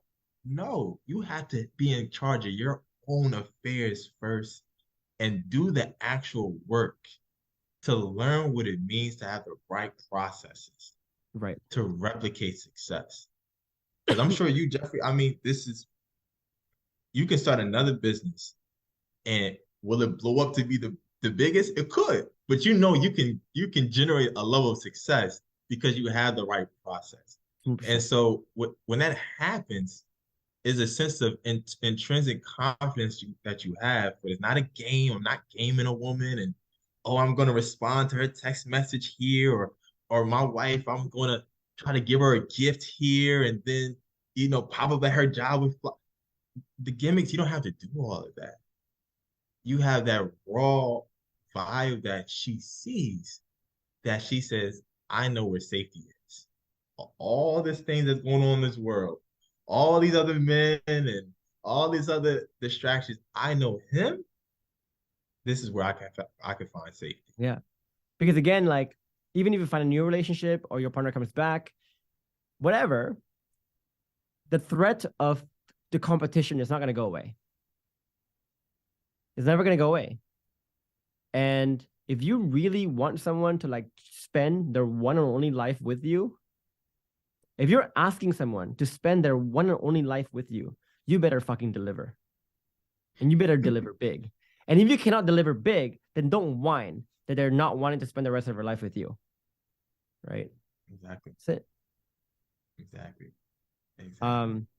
Indeed, that was such a fun conversation, dude. Like, I felt like we explored a lot of very controversial topics. And I think a lot of people listening to this, some people might start to understand deeper about what we're trying to say. Some people will not, but that's totally fine, right? Let them live their life in their own way until they're kind of sick of living their own life in their own way. But guys, if you want to explore what Nadif and I are talking about here and explore a program where it starts off with getting rid of the victim mindset, getting rid of the very toxic paradigms that people have about modern relationships, about how relationships are supposed to be run, about your tendency maybe to blame your partner, which is actually the problems, the thing that causes the problem in the first place. And then a program that teaches you all the different internal shifts that is required for like untethering, like bulletproof vest, anti-aesthetic thinking, etc., where it not only directly creates safety in the 5 pillars, but also indirectly does it too by allowing you to communicate, to think, to feel, to do things in a more genuine, in a more proper way as well. And a program that caps it all off with like basically teaching you the tactics itself. On top of all the identity shifts, internal shifts, etc., we do have a masterclass. The masterclass is about an hour and a half long. At the end of the masterclass, we'll show you how to apply for the program if you're interested. But we do get a lot of applications, and we are a small team, so we only accept right now less than 10% of people who apply. So be sure when you do apply, you take it seriously, right? Just like treat it like a job interview. If you know you have a 10% chance of getting that job, you better do it properly. You better apply properly. So I hope to see more of your applications soon, guys. Nadif, one thing I would like to ask you to end here is, what if you were standing with a version of you, let's say a year ago, and you're looking him in the eye right now, and you see he's fucking struggling. He's deep in victim mindset. He's blaming his partner. He's unhappy. What would you say to that guy? I would say join Geoffrey's program immediately. Hey man, Nadif, I'm telling you, since joining your program, we haven't had one argument. I haven't had, I'm not lying, I'm not making this up. I would say, and because I'm still human, I got upset at her for about 3 seconds. Just one time for 3 seconds. But arguments, yelling and screaming, go back and forth, this, that, and third, has not happened. Has not happened. There's been so much. Now of course, everybody's gonna have disagreements. You see it one way, I see it that way. But there's no sense of toxicity. Nobody's feeling bad. Nobody feels like they're just the room is spinning. There's so much ease. It's like when you get on a plane and you're climbing, there's some turbulence. But once you reach that 40,000 feet, you're at cruising altitude. It's almost smooth sailing to wherever your destination. Some little turbulence, but I have not had any real disagreements with my lady since joining the program. So I would tell my younger self, you need to stop what you're doing right now, because what you're doing is just going to lead you to further loneliness. And you need to embrace a sense of humility. Submit yourself to Geoffrey's program, because what he has to offer really is life-changing. No situation is dire. You say 100%, I agree with you. If you submit yourself to that program, 100% of the time, you're going to get the result that you need. 100% of the time. So I would tell myself, my younger self, exactly that, because I look at myself now, and like I said, where we are, I had to ask myself, maybe I gotta find some disagreement. I gotta find something that, let me see if I could just bring out something out of it. And it doesn't, of course we get annoyed and stuff like that, but there's nothing that has triggered anything close to what we had in the past. Yeah. Nothing. So that level of peace, it brings beauty to life. So powerful, dude. Like, it's good shit. Like, actually, I want to talk about two more things that I want to put like somewhere in the beginning, right? Nadif, why did it take you so long to surrender to my program? To fully surrender? I think like when you first joined, you were somewhat surrendered, saying like, okay, obviously what I know hasn't taken me anywhere good. And Jeff is telling me all these things that are very different. I may not agree with, but you took some of those, but you rejected a lot of those too. What was the resistance? It was conditional. I was still tethered. I was still worrying about whether I was going to get a text message from her or not. I was checking her stories. I was stalking, like digitally, not in person. Hold on, yo. But it was just like, what is she doing? And it was my response to my level of effort in the program at that time was dependent on how much communication I had with her and whether it was good or bad. And then I wasn't taking, and so I needed that full stop to really, and the slaps in the face that you all gave me when I first couple posted, when I was some of the exercise that you gave was like, you like, dude, this is poor. And you were telling me when the first session that we had, and you told me, you and Chris were like, this situation is this stuff is easy. What's wrong with you, dude? Yeah. And I said to myself, I remember that. You're like, you scheduled a coaching call. So people who background, right? He scheduled a coaching call after like a certain part of the program. And we were like looking at him going like, dude, you're in algebra, you're in calculus. You can't even solve like simple geometry shit. Like, what is wrong with you? and when you all said that, I sat the whole day.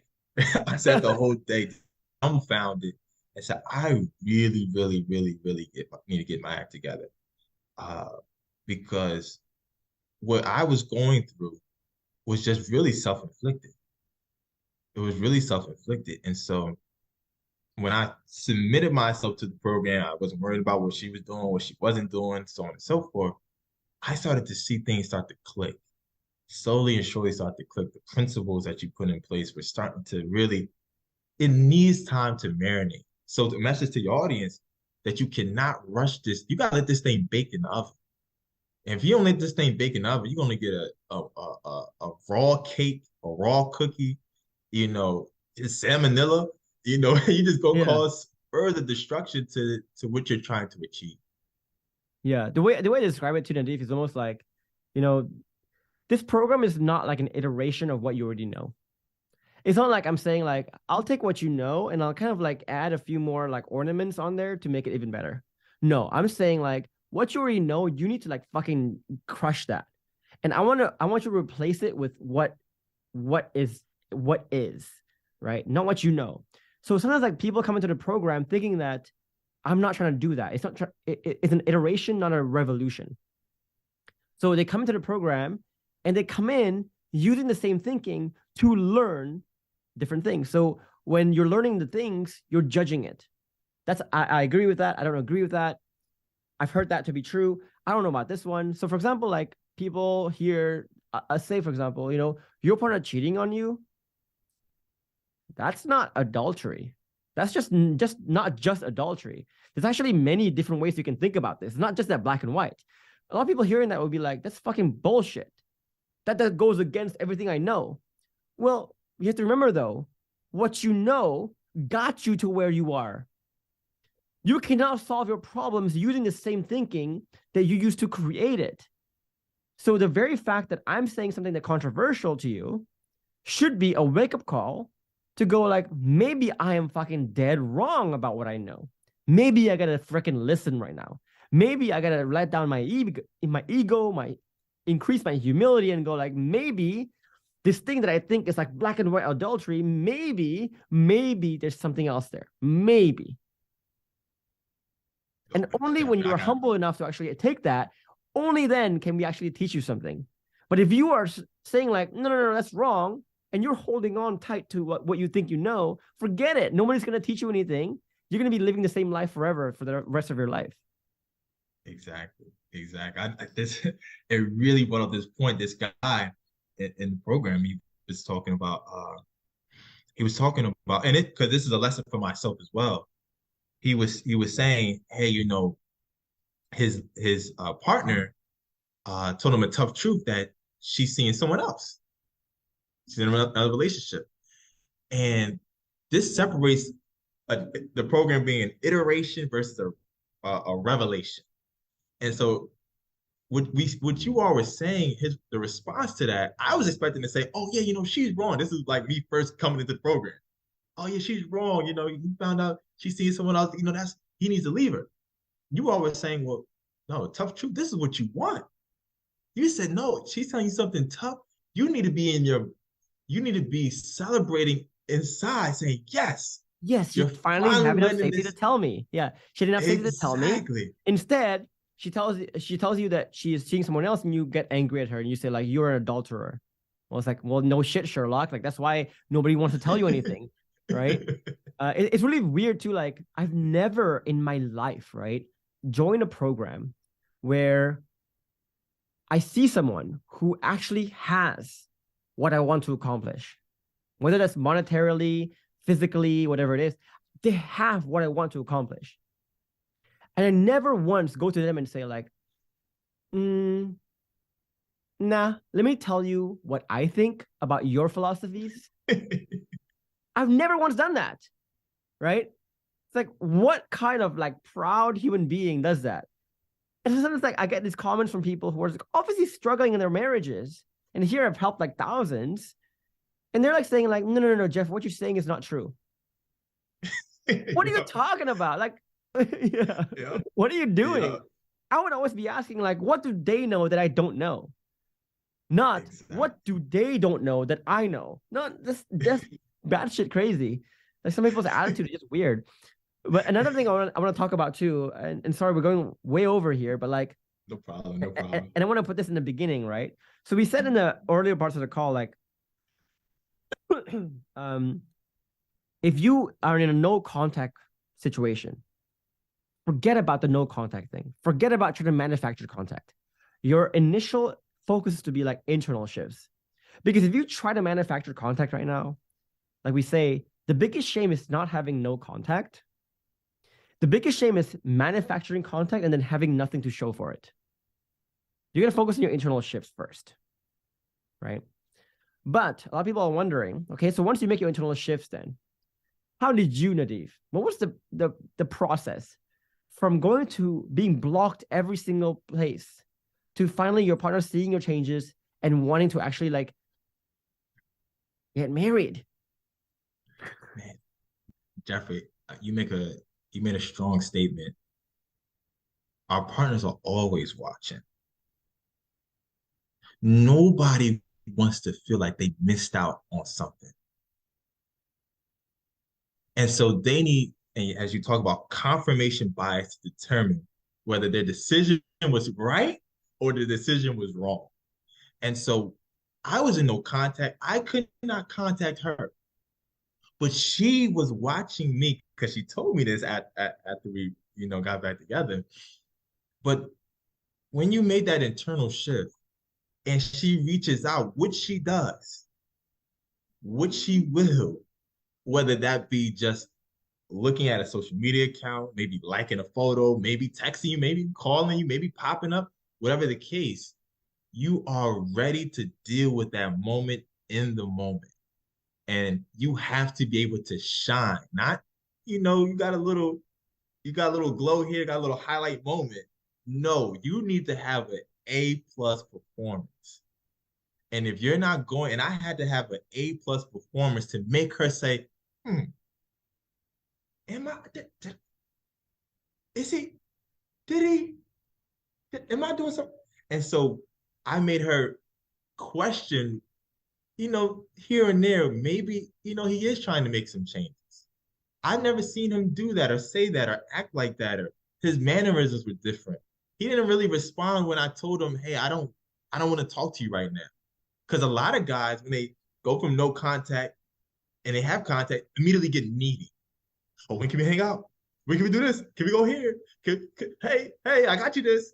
And it was letting her build a sense of, like you always talk about, safety. So my internal changes allow me to take things slow, but each moment was impactful. Whether it was a 5-minute conversation, 10 minutes, came to an hour, it went to 2 hours, it went to let's hang out.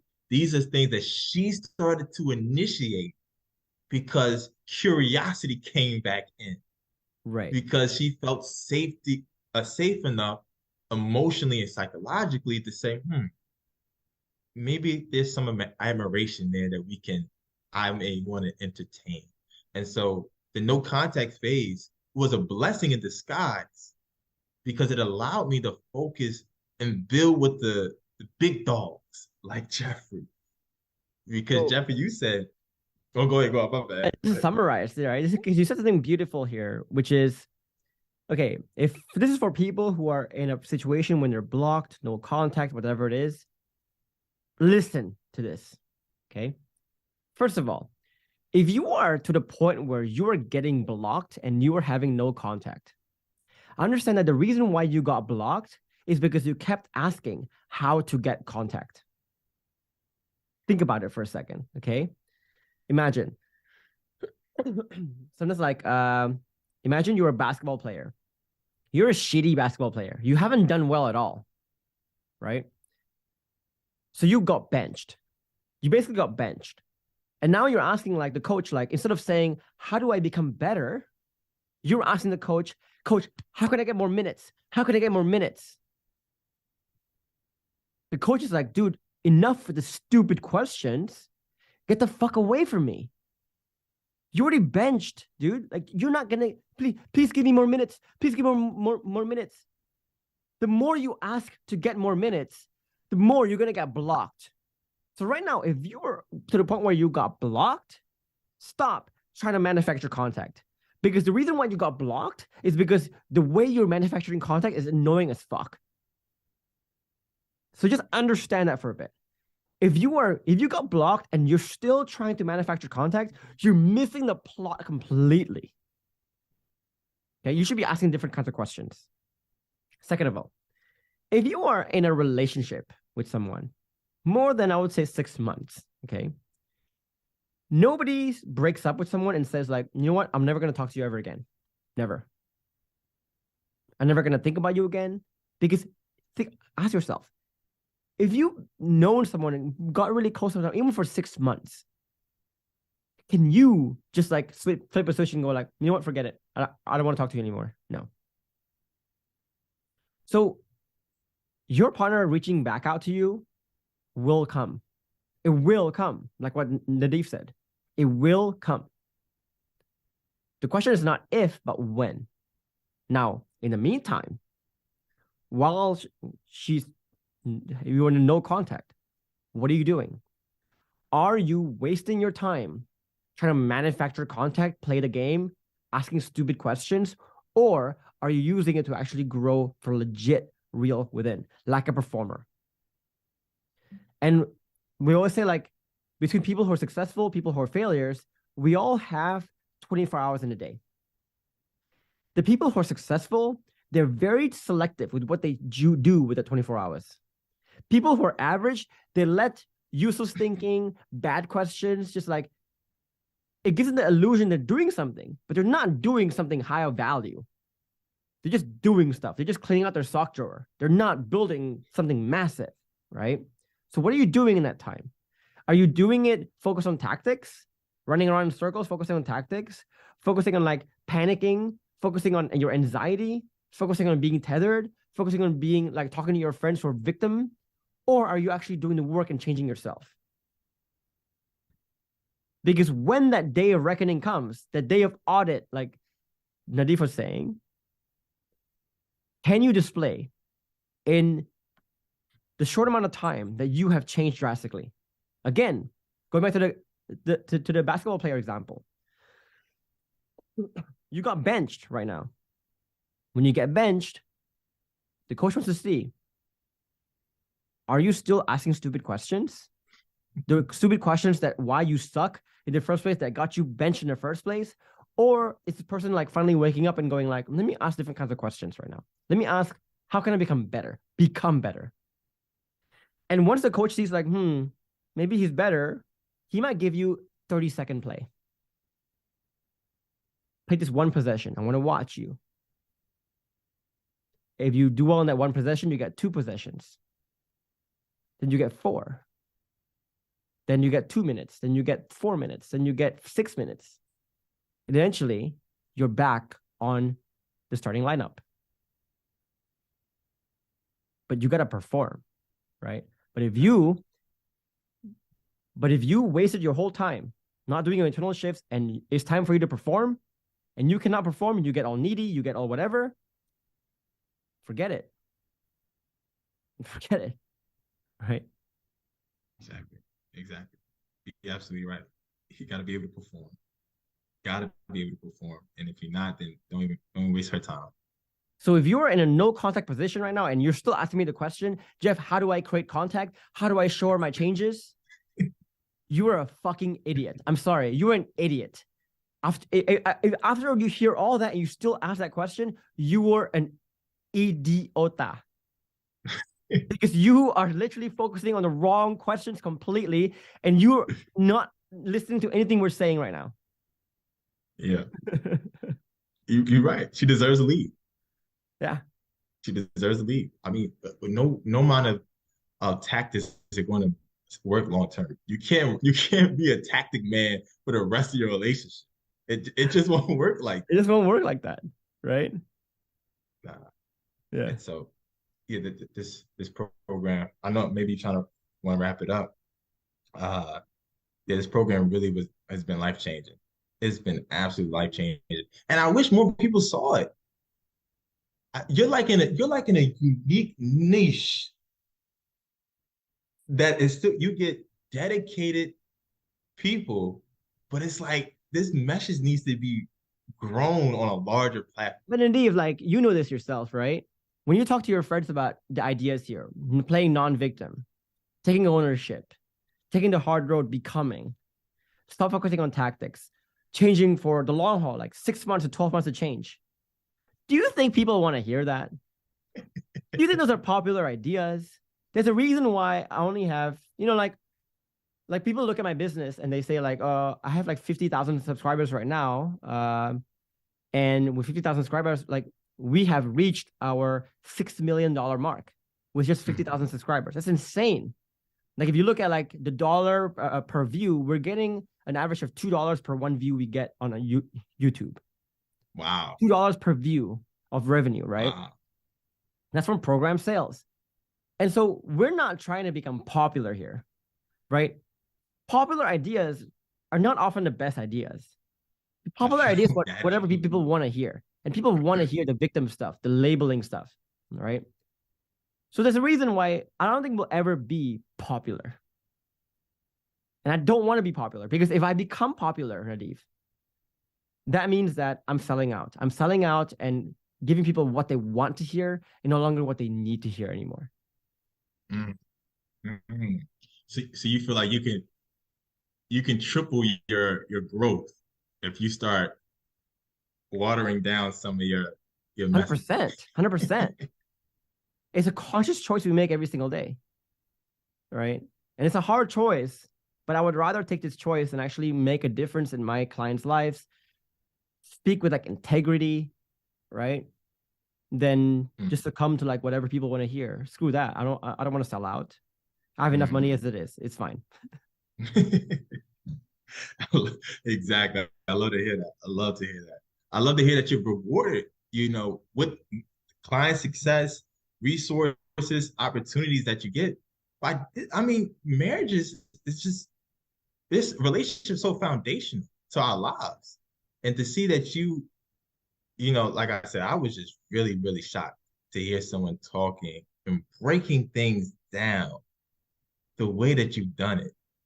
Man, it's phenomenal. It's phenomenal. I'm forever grateful. Dude, that was fun, man. Thank you so much for your time here. I appreciate it, Have man. a great We went weekend. 2 hours? 2 hours, dude. I think this is our longest interview ever. Really? Wow. I think so. Wow. That was fun. Yeah, I had a lot of fun. Anyway, my Samantha is now texting me because we gotta go celebrate someone's birthday, so I gotta go. I gotta go too, man. Dude, yeah. All right, I gotta go too. Catch you All right, soon. man. Have Bye. fun. All right.